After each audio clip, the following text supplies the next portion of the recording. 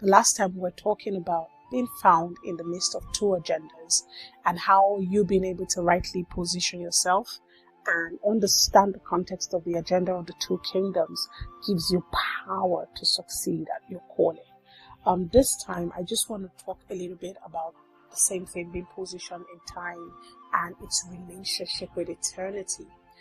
There's a scripture in Matthew 16. Jesus was talking to the people. He replied, when evening comes, you say it will be fair weather, for the sky is red, and in the morning, today it will be stormy, for the sky is red and overcast. You know how to interpret the appearance of the sky, but you cannot interpret the signs of the times. Now, this was Jesus talking to them about how their purpose is connected to the timing within which they find themselves. And he was saying to them, you are able to interpret the things that are obvious. You can tell when an eclipse is coming. You can tell when a tsunami is coming. He said, but you cannot tell what the sign of the times is. So that is to tell you that every time carries a sign. Every time is a sign pointing you to a future direction.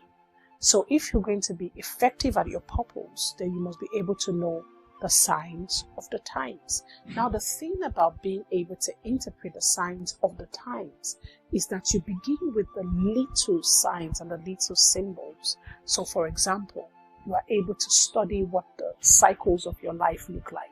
So some people have like a 5-year cycle where every 5 years they find out that things kind of shift drastically in their lives.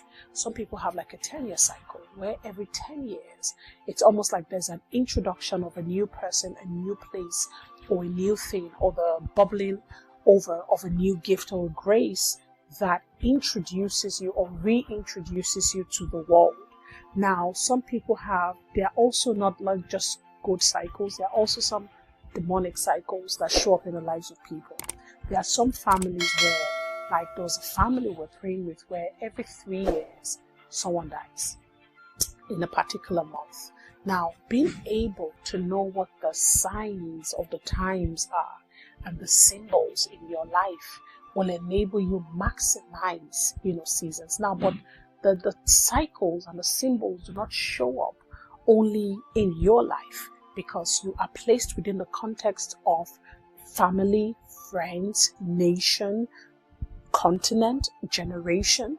So being able to interpret on multiple levels what the times are on multiple levels. What season is your generation in? What are the prevalent behaviors, prevalent weaknesses, prevalent attributes, prevalent conversations, technological advancements within your generation?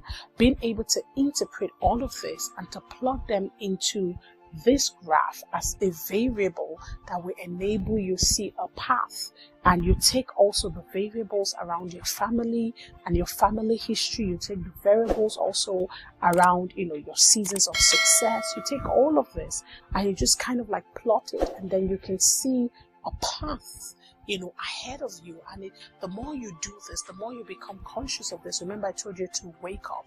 The more you wake up to the realization that all of these things exist.